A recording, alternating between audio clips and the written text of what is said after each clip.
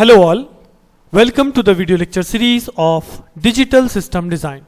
The subject code is KEC 302 and here we are in lecture number 37. तो in previous lecture हम लोगों ने start की थी यूनिट नंबर 4 जिसमें हम लोगों ने बात की थी characteristics of digital IC. Digital IC की क्या कैरेक्टरिस्टिक्स हैं, like propagation delay, speed of operation जिससे हमने डिफाइन किया, then what is fan in, fan out, power dissipation, figure of merit, noise margin. These are the different characteristics जिनको definition wise हम लोगों ने स्टडी किया था. Then we have started the main topic that is called logic family. Logic family को किस तरह से क्लासिफाई किया गया था, बाइपोलर क्या होता है, यूनिपोलर क्या होता है, और बाइपोलर लॉजिक फैमिली के अंदर भी हमारी दो लॉजिक फैमिली थी, one is called saturated and one is called non saturated. तो सैचुरेटेड लॉजिक फैमिली में हमारे पास बहुत सारी फैमिलीज थी, लाइक RTL है, DCTL है, I2L है. There are different types of logic family, but हमें जो मेनली स्टडी करनी है जो हमारे सिलेबस में, दैट इज अवर TTL. ठीक है, transistor logic. So now in this lecture I will start the TTL NAND gate. Basically जो यहाँ पे ट्रांजिस्टर लॉजिक है वो एक NAND गेट की तरह वर्क करता है. That's why it is simply called TTL NAND gate. तो जो हम इसका ऑपरेशन यहाँ पे वेरीफाई करेंगे, what is the circuit, what is the operation, what are the different configuration जो हमारे TTL NAND गेट में हैं, like totem pole, open collector, tri state TTL. तो सभी का एक ही फंक्शन है कि सभी को किस मोड में काम करना है, एज अ NAND गेट. तो चलिए स्टार्ट करते हैं TTL NAND gate. So that is the name transistor logic, TTL. Basically TTL आया क्या, अब इससे पहले की लॉजिक फैमिली हम नहीं देख रहे हैं, बट अगर मैं एडवांटेज के तौर पे बात बोलूं तो जो इसके पहले की लॉजिक फैमिली थी, that is called diode transistor logic, उसकी सबसे बड़ी प्रॉब्लम थी slow process of removal of stored charge carrier in the transistor. अब जैसे कि अगर आपको याद हो, मैं पहले लेक्चर में बात कर रहा था कि जब एक BJT ऑन होता है, that it will require some time, because उस केस में वहां पे होता है rise time. It will require some time, that is called rise time. और जब एक बार ट्रांजिस्टर ऑन हो गया तो उसके अंदर जो चार्ज स्टोर हो जाता है, बिकॉज देयर आर जंक्शंस, और जंक्शन पे क्या होता है, जंक्शन पे चार्ज स्टोर हो जाता है. तो अगर मुझे ट्रांजिस्टर को ऑफ करना है तो ट्रांजिस्टर तब तक ऑफ नहीं हो सकता जब तक उसके PN जंक्शन डायोड पे PN जंक्शन से हम उन चार्जेस को रिमूव ना कर दें. तो ये जो चार्ज रिमूवल प्रोसेस होता है जिस पे डिपेंड करता है हमारा T फॉल्ट टाइम, जैसे कि हम बोलते हैं फॉल्ट टाइम. तो ये fault time diode transistor logic जो हमारा DTL टेक्नोलॉजी थी, DTL लॉजिक फैमिली थी, उसमें बहुत ज्यादा होता था, जिसको रिमूव करने के लिए आया था TTL, that is called transistor logic. The main advantage is slow process of removal of store charge carrier in the transistor, जो कि मेन प्रॉब्लम है DTL की, जिसको रिमूव करने के लिए TTL डेवलप हुआ था. नाउ ये तो हो गई बात TTL की. Now what is the circuit of this. तो ये हमारा TTL का बेसिक सर्किट है जिसको आपको एक तरह से याद रखना है, बिकॉज जब आप एक्सप्लेन करेंगे TTL, मैंने सबसे पहले आपको बताया TTL के एडवांटेज, देन उसके बाद the main thing is the circuit. ठीक है, सो ये TTL सर्किट है जो कि आपको याद रखना है. This will consist of, basically मैं एक याद करने का मेथड बता रहा हूं, उसके अलावा तो आप खुद ही बना भी सकते हैं. सो इस मेथड में इसमें बेसिकली लगा क्या, देयर आर 3 ट्रांजिस्टर. अगर आप देखेंगे तो यहाँ पे आपका ट्रांजिस्टर T1 है, यहाँ पे आपका ट्रांजिस्टर T2 है, और यहाँ पे आपका ट्रांजिस्टर T3 है. ठीक, सो अगर मैं बात करूं यहाँ पे करा क्या गया है, यहाँ पे ये करा गया है कि एक ट्रांजिस्टर है आपका, ठीक है, and this is called a multi emitter transistor. This is called multi emitter, क्योंकि इसमें क्या हो रहा है, एक से ज्यादा एमीटर पिन है, तो this is called multi emitter transistor, multi emitter जिसके मल्टीपल एमीटर पिन्स हैं. सो यहां हमने वो इनपुट दे दिया ABC, जो कि आपके बाइनरी इनपुट्स हैं, जो कि हम बोलेंगे, क्योंकि मुझे NAND गेट फॉर्म करना है तो basically this forms a 3 input NAND gate. तो यहाँ पे वो 3 NAND गेट के इनपुट हैं जो यहाँ पे लगे ABC. ठीक है, देन उसके बाद now this transistor drives another transistor, that transistor is called T2. So this is transistor T2. Now this transistor drive another transistor that is called T3. So ये आपका आ गया T3. ठीक, सो सिंपल सा तरीका है याद रखने का. This is my transistor T1 multi emitter transistor, ये T2 को ड्राइव कर रहा है, ये कहलाता है इसका, क्या कहलाएंगे, क्या कहेंगे इसे, collector terminal. This is called collector terminal of the transistor, because अगर आपने BJT को पढ़ा हो तो ये हमारा बेस, ये हमारे एमीटर्स, और ये हमारा कलेक्टर. तो this is my collector junction. ये कलेक्टर जंक्शन हमारा T2 को ड्राइव कर रहा है, और T2 का एमीटर जंक्शन एक तरह से T3 को ड्राइव कर रहा है. और यहां पे फाइनली हम लोग लेते हैं output of the circuit. Now इस सर्किट को फर्दर कनेक्ट करने के लिए ये सर्किट आपका ग्राउंड होगा, तो T3 is directly connected to ground.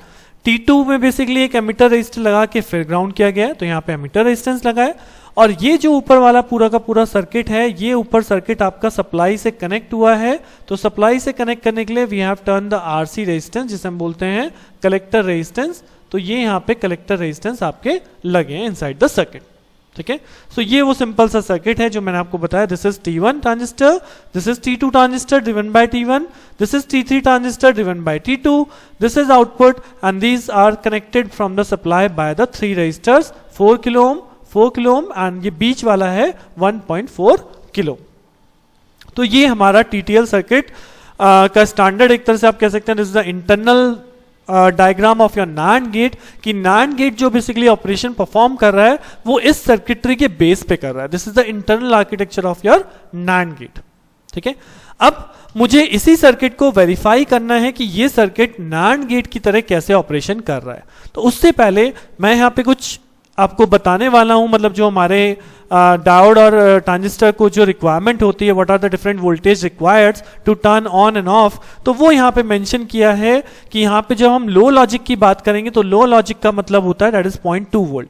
अगर आप हाई लॉजिक की बात कर रहे हैं तो that is approximately equal to supply voltage that is 5 volt, जो अभी हम इस पूरी यूनिट में बात करने वाले हैं। सिमिलरली क्योंकि हमारे यहाँ पे पीएन जंक्शन डायोड है, ट्रांजिस्टर भी क्या है, that is the form of PN junction.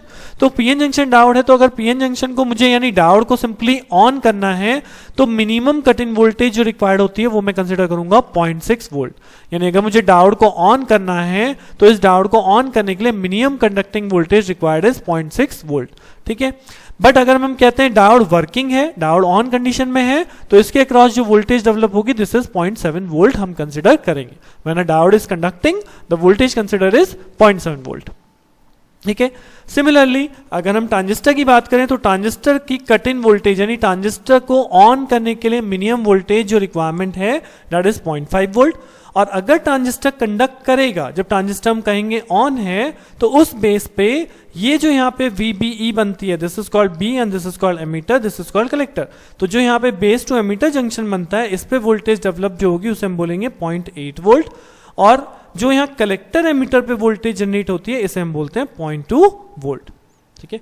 अभी मैं बीजेटी में इससे ज्यादा डीप में नहीं जाने वाला हूं, बट जो चीज मैं यहाँ यूज करने वाला हूं वो चीज मैं आपको बता रहा हूं कि यहाँ पे डायोड को कट इन वोल्टेज जो है रिक्वायरमेंट दैट इज 0.6 यानी minimum voltage to turn on the diode, ठीक। और दूसरा कि डायोड को जब ऑन हो जाएगा तो उसके अक्रॉस जो वोल्टेज मैं काउंट करूंगा दैट इज 0.7 वोल्ट।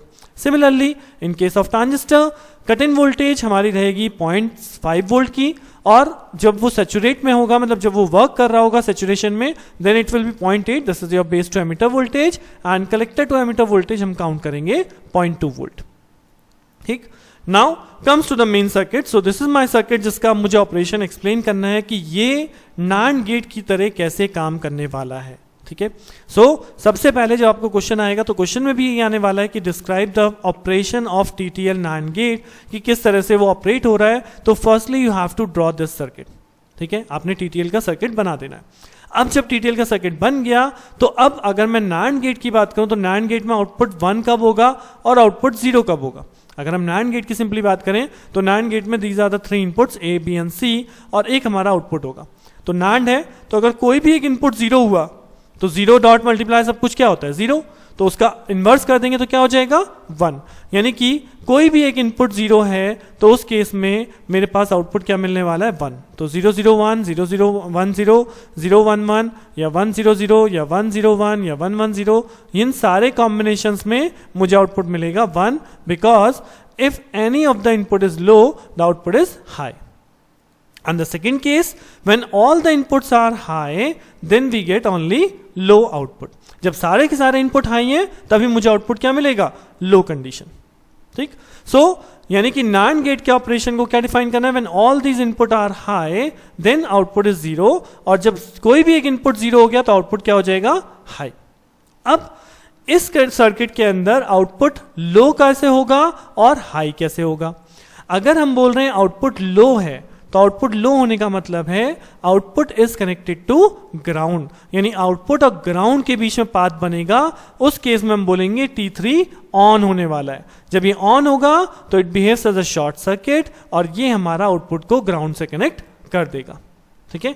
बट अगर मैं बोलता हूं आउटपुट मेरा 1 है तो इसका मतलब होगा कि ये T3 मेरा ऑफ होगा, जिसकी वजह से ये क्या हो जाएगा, ओपन सर्किट, यानी ये आउटपुट लाइन आपकी सप्लाई से कनेक्टेड होने वाली है, तभी आपको आउटपुट कैसा मिलेगा, हाई, ठीक है। तो इन दो लाइनों में मैंने आपको दो कॉन्सेप्ट दिए हैं कि जब आउटपुट हाई होगा then this T3 off, off का मतलब होता है ओपन सर्किट, तो अगर यहां पे कोई भी ट्रांजिस्टर ऑफ स्टेट में है तो it behaves as a open circuit, और अगर ऑन स्टेट में है तो behaves as a short circuit, ठीक है। और आउटपुट हाई और लो कब होना है, लो का मतलब कनेक्टेड टू ग्राउंड और हाई का मतलब कनेक्टेड टू सप्लाई, ठीक है। तो चलिए इसका ऑपरेशन स्टार्ट करते हैं। सो ऑपरेशन स्टार्टिंग में सबसे पहले मैंने माना when any of the input is at low logic, अगर कोई भी एक इनपुट लो लॉजिक पे है तो क्या होगा, अगर कोई एक इनपुट लो लॉजिक पे है तो उस लो लॉजिक का मैंने भी क्या बताया, यहां पे क्या मानते हैं उसे 0.2 वोल्ट। तो 0.2 वोल्ट का मतलब है अगर आप इस एक इंडिविजुअल मतलब एक तरह से बेस एमिटर जंक्शन को देखेंगे तो this behaves as a base emitter junction, a single diode, single terminal.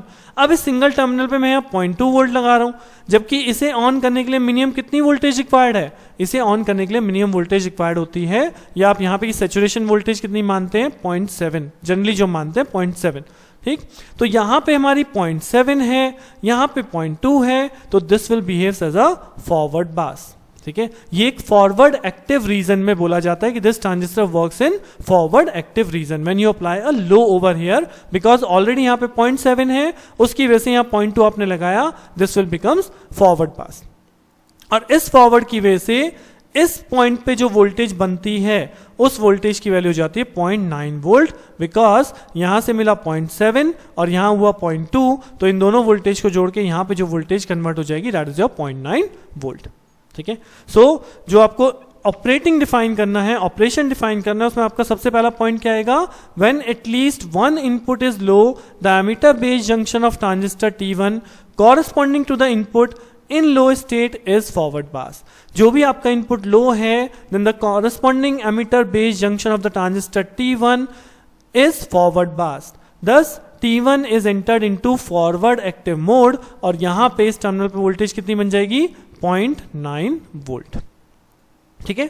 Now अब जब आपने एक बार यहां पे 0.9 वोल्ट बना लिया, अब हम आगे देखते हैं। अब अगर आप आगे इस ट्रांजिस्टर को स्टडी करेंगे आउटपुट तक पहुंचने के लिए, तो अब ये जो यहां B1 पे वोल्टेज थी, इस वोल्टेज को एक तो इस टर्मिनल को ड्राइव करना है, this is what, this is collector base junction, this is collector junction, और ये भी एक तरह का क्या है, पीएन जंक्शन है, डायोड है, और इसको ऑन करने के लिए कितनी वोल्टेज रिक्वायर्ड होती है, 0.6 वोल्ट। हमने अभी पढ़ा था कि डायोड की कट इन वोल्टेज, जो मैंने आपको बोला था इसे नोट भी कर लीजिए, डायोड की cut in voltage is 0.6 volt. Then उसके बाद इस ट्रांजिस्टर को ऑन करना है, भाई इस ट्रांजिस्टर को ऑन करने के लिए कितनी वोल्टेज रिक्वायर्ड होगी, that is plus 0.5 volt transistor cut in voltage. और जब ये ट्रांजिस्टर ऑन हो जाएगा तब अल्टीमेटली ये ट्रांजिस्टर करंट यहां फ्लो करेगा और इस ट्रांजिस्टर को ऑन कर पाएगा। तो इस ट्रांजिस्टर को ऑन करने के लिए कितनी वोल्टेज रिक्वायर्ड है, अगेन 0.5 वोल्ट। यानी कि अगर मुझे इस पाथ को ऑन करना है, करंट यहां पे फ्लो कराना है अप टू हियर, सो ये कलेक्टर जंक्शन ऑन होना चाहिए, दैट्स रिक्वायर 0.6, ये ट्रांजिस्टर ऑन होना चाहिए 0.5, ये ट्रांजिस्टर ऑन होना चाहिए 0.5, यानी टोटल कितना हो गया, टोटल रिक्वायरमेंट हो गई 1.6 वोल्ट। बट यहां पे जनरेट कितनी हो रही है, 0.9 वोल्ट। तो क्या 0.9 वोल्ट 1.6 वोल्ट को ड्राइव कर सकता है, जी नहीं, 0.9 1.6 को ड्राइव नहीं कर सकता। तो हम यहां ये लिखते हैं, thus T1 enter into the forward mode and VB1 is equal to 0.9. Now for the base collector junction of T1 to be forward bias and T2 and T3 to be conducting, VB1 is required to be at least 1.6 volt, जो मैंने भी आपको बताया क्यों required है। सो 1.6 वोल्ट की रिक्वायरमेंट है, बट यहां पे 0.9 वोल्ट मिल रहा है, hence these two transistor are in cut off. और अगर ये दो ट्रांजिस्टर कट ऑफ है, मीन्स ये ऑफ है, तो this will behave as a open circuit, और इस केस में आपका आउटपुट कहां से कनेक्ट होने वाला है, फ्रॉम सप्लाई, यानी आउटपुट क्या मिलेगा, हाई ही मिलेगा। तो कोई भी अगर एक इनपुट आपका लो हो जाता है तो वही कॉरस्पॉन्डिंग एमिटर जंक्शन आपका क्या हो जाएगा, फॉरवर्ड, ठीक है। उसकी वजह से यहाँ पे क्या वोल्टेज बन जाएगी 0.9 वोल्ट, जो कि इस 1.6 वोल्टेज रिक्वायरमेंट के लिए सफिशिएंट नहीं है। T3 ऑफ हो जाएगा, जिस वजह से मेरा आउटपुट 1 रहेगा। This is my first operation. Now second part. अब सेकेंड पार्ट में क्या है, अगर मैं कंसिडर करता हूं ऑल आर हाई, जब ऑल आर हाई हैं तो उस केस में क्या होगा, ऑल आर हाई का मतलब है यहां पे थी 0.7 वोल्ट और यहां पे आप सपोज 5 वोल्ट अप्लाई कर रहे हो। हाई का मतलब क्या था 5 वोल्ट। तो क्या आपकी बारी ये जंक्शन जो है फॉरवर्ड हुए? जी नहीं, ये जंक्शन फॉरवर्ड नहीं हुए, अब की बारी क्या हुए, रिवर्स। और रिवर्स का मतलब क्या होता है, ओपन, यानी सारे जंक्शन अब की बार आपके क्या हो गए, ओपन हो गए। तो अगर ये सारे के सारे जंक्शन ओपन हो गए तो दिस T1 ट्रांजिस्टर पे जो इस नोड पे वोल्टेज बनेगी वो कहां से आएगी, वो आएगी सप्लाई से, वो आएगी सप्लाई से, ठीक है। क्योंकि अब की बार तो ये पाथ बना नहीं, तो यानी यहाँ पाथ बना नहीं, यहाँ 0.9 नहीं बनेगा, तो यहाँ कितना बनेगा, यहाँ बनेगा approximately equal to 5 volt. Now अब इस पूरे पाथ को ड्राइव करने के लिए कितनी वोल्टेज रिक्वायर्ड थी 1.6, और अब की बार यहाँ बन कितनी रही है अप्रॉक्सीमेटली इक्वल टू 5 वोल्ट। तो क्या अब की बार ये ड्राइव हो जाएगा? जी हाँ, अब की बार T2 और T3 ड्राइव हो जाएंगे, means this will behave as a short circuit. और अगर ये शॉर्ट हो गया तो that means output is connected to ground, that means output is equal to 0, ठीक है। सो मैंने आपको क्या बोला, in the second case when all the inputs are high, the emitter base junction और T1 are reverse bias, at this time B1 is connected directly to 5 volt. यहाँ पे आपका 5 वोल्ट जनरेट हो गया through RB1 and transistor T1 operates in reverse active mode. Now due to this IC1 flow in the reverse direction, this current flow into the base of T2 and drive T2 and T3 in saturation। क्योंकि यहाँ पे 1.6 volt requirement थी but मुझे यहाँ पे approximate 5 volt मिल रहा है, so that means T3 works और ये हमारा आउटपुट कनेक्ट हो जाएगा ग्राउंड से। So this is the simplest working of your TTL logic as a NAND gate, कि TTL गेट किस तरह से NAND ऑपरेशन की फंक्शनिंग कर रहा है, ठीक है। अब इस TTL गेट में कुछ डिसएडवांटेज है। एडवांटेज तो हमने पढ़ी थी कि भाई जो डायोड ट्रांजिस्टर लॉजिक में चार्ज स्टोरेज टाइम को कम करने का मतलब चार्ज को इजीली रिमूवल करने के लिए ज़्यादा टाइम लगता था, तो इसलिए हमारा TTL आया। बट अब TTL में भी कुछ प्रॉब्लम्स हैं, तो इस बेसिस पे TTL की डिफरेंट कन्फिगरेशंस बनती हैं। कौन कौन सी कन्फिगरेशंस हैं? One is called the totem pole TTL, that is also known as active pull-up और totem pole TTL। The second one is called the open collector output TTL and the third one is called the tri-state or three-state output TTL. So अभी इस lecture में जो हम बात करने वाले हैं, हम लोग डिस्कस करेंगे what is totem pole and what is open collector. Then in the next lecture we will discuss this tri-state output TTL. Okay, बहुत छोटा सा चेंज है। देखिए मेन इस पे आगे जाने से पहले मैं आपको यही बोलूंगा कि इस TTL की वर्किंग को एक बार से दोबारा सुनिए ताकि आपको TTL की वर्किंग क्लियर हो जाए, किस तरह से 0 पे आउटपुट 1 मिल रहा है और जब सारे इनपुट 1 होते हैं तो आउटपुट 0 मिलता है। कब कौन सा ट्रांजिस्टर ऑन हो रहा है, कहाँ पे कितनी वोल्टेज हमें रिक्वायरमेंट है। तो उससे क्या होगा, जब आप कन्फिगरेशन में मैं यहाँ आगे बात करने वाला हूँ आपको बहुत ईजी लगेगा, क्योंकि बेस वही TTL का बेसिक ऑपरेशन है, ठीक है। So now let's start totem pole output TTL। So now this is the circuit of totem pole output TTL। तो अगर आपने TTL याद है या थोड़ा सा भी TTL आपके दिमाग में आया हो कि TTL में हमने क्या ड्रॉ किया था, सो बेसिकली ये सर्किट आपका TTL को ही रिजेंबल कर रहा है। बस डिफरेंस क्या है, अगर मैं TTL की बात करूं तो यहाँ पे था, यहाँ पे हमारा 4 किलो ओम का रेजिस्टर था and this is not the transistor, this is connected directly to this pin, ठीक है, बन गया हमारा TTL। बट अब इस TTL की प्रॉब्लम क्या थी? इस TTL की प्रॉब्लम है when in case of passive pull-up TTL। Passive pull-up का मतलब है जब यहाँ पे हमारा 4 किलो ओम का रेजिस्टेंस लगा था, तो when the output is in low logic level, अगर मैं कहता हूं आउटपुट मेरा लो लॉजिक पे है, कब? जब सारे के सारे इनपुट हाई हैं, तो ये T3 मेरा ऑन हो गया, ये हमारा 0 लेवल पे आ गया, ठीक है। नाउ अगर इस स्टेट में कोई एक इनपुट जो है वो लो पे चला जाए, कोई एक इनपुट लो पे चला जाए, then output transistor should go immediately into the cut off. भाई अगर कोई एक इनपुट 0 पे चला गया तो आउटपुट को तुरंत कहां जाना पड़ेगा? हाई पे जाना पड़ेगा। हाई पे जाने का मतलब है हाई कैसे जाएगा? When the current comes from this supply to this pin, ठीक है।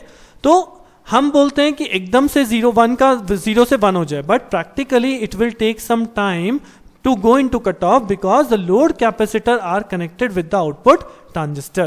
यहाँ पे आपका जो आउटपुट ट्रांजिस्टर है वहां पे कैपेसिटर होते हैं, तो उन कैपेसिटर को मतलब डिस्चार्ज या चार्ज होने में टाइम रिक्वायरमेंट होती है, जिस वजह से यहाँ पे टाइम टेकन लगता है। क्यों? क्योंकि कैपेसिटर जो चार्ज होता है that is exponentially with the time constant tau is equal to R C in going output from low to high. अगर आउटपुट मेरा लो से हाई में कन्वर्ट हो रहा है तो यहाँ पे कैपेसिटर क्या होगा? चार्ज होगा। तभी जब कैपेसिटर चार्ज हो जाएगा तब मैं बोलूंगा हाँ ठीक है आउटपुट मेरा 1 हो गया। ठीक, बट अब कैपेसिटर को चार्ज होने में जो करंट सप्लाई मिल रही है वो कहां से मिल रही है? सप्लाई से अक्रॉस दिस रेजिस्टेंस। और रेजिस्टेंस क्या टाइम ले रहा है, मतलब कैपेसिटेंस ओवरऑल क्या टाइम ले रहा है? टाइम ले रहा है tau is equal to R C. तो यहां पे बोलते हैं कि कैपेसिटर जो चार्ज होने में बहुत ज्यादा टाइम ले रहा है बिकॉज आपके आर की वैल्यू बहुत ज्यादा थी and this time is approximately equal to 35 nanosecond. Now assume कि आपका एक ऑपरेशन अगर आउटपुट सपोज लो पे चल रहा है और आपने जस्ट इसे ऑन किया, आउटपुट को 1 पे लेके आए हो, तो it will take 35 nanosecond to turn on this TTL NAND gate. But अगर हम इस रजिस्टर की वैल्यू को कम कर दें, अगर हम इस रजिस्टर की वैल्यू को जो यहाँ पे है 4 किलो ओम की जगह मैंने यहाँ पे कितना रजिस्टर यूज किया है? 100 ओम। और 100 ओम के साथ साथ मैंने यहाँ पे एक ट्रांजिस्टर लगा दिया जो कि आपका T4 ट्रांजिस्टर है। This is now active device. तो उस कंडीशन पे ये टाइम डिले हमारा रिड्यूस हो जाता है एंड दिस कॉन्फ़िगरेशन जो यहाँ पे बनी है इसको हम बोलते हैं टोटम पोल आउटपुट TTL या एक्टिव पुल अप TTL, क्योंकि जब आउटपुट को हाई करना है, पुल अप करना है, तो यहां पे हम एक्टिव डिवाइस का यूज कर रहे हैं। ठीक है, तो अगर मैं इसकी वर्किंग की बात करूं तो वर्किंग बिल्कुल सिमिलर है जो हमने पीछे TTL NAND गेट की फंक्शनिंग की बात करी है, सेम टू सेम वर्किंग यहां भी है। फॉर एन एग्जांपल अगर कोई भी एक इनपुट 0 होता है तो उस वजह से यहां पे कितनी वोल्टेज बनती है? 0.9 volt. This 0.9 volt is not sufficient to drive T2 and T3, क्योंकि इस पूरे पाथ को ड्राइव करने के लिए कितनी वोल्टेज चाहिए थी? 1.6 वोल्ट। तो यानी कि ये हो गया आपका ऑफ, और इस ऑफ सिचुएशन में this output is connected to the supply, जो कि आपका एक तरह से ये VC पिन भी किससे कनेक्टेड है? सप्लाई। तो ये ट्रांजिस्टर ऑन हो जाएगा, डायोड ऑन हो जाएगा और ये आउटपुट आपका कनेक्टेड हो जाएगा सप्लाई से, हाई हो जाएगा। बट अगर मैं कहता हूं सारे के सारे पिन मेरे लो हो गए, सॉरी सारे के पिन मेरे हाई हो गए, तो उस केस में यहां पे बनती है अप्रॉक्सीमेटली VCC 5 वोल्ट, क्योंकि सारे के सारे ओपन सर्किट हो जाते हैं। Now this 5 volt is sufficient to drive these 3, यानी कि इस बार T3 मेरा क्या हो जाएगा? ऑन। T3 ऑन होने का मतलब है output is connected to ground. ठीक, बट अब इस केस में अगर आप देखेंगे जब ये वर्क कर रहे हैं, जब ये ऑन है, तो हमने पढ़ा था कि VBE सैचुरेशन यानी VB ऑन कितना काउंट होता है? 0.8 वोल्ट। और क्योंकि ये भी ऑन है तो इसका ये वाला पाथ क्या होता है? ये होता है VCE, तो ये भी कितनी काउंट होगी? 0.2 वोल्ट। ठीक, सो अगर मैं इस नोड की वोल्टेज को कैलकुलेट करूं तो पहले जब ये ऑफ थे तो ये VC कहां कनेक्ट हो रहा था? सप्लाई से। It will on the transistor, क्योंकि मुझे पाथ बनाना था। बट अगर अब की बार मेरा आउटपुट 0 है, ये ऑन है, आउटपुट 0 है, तो ये पाथ क्या होना चाहिए? पाथ ब्रेक होना चाहिए। ऊपर वाला पोर्शन यानी T4 क्या होना चाहिए? ऑफ होना चाहिए।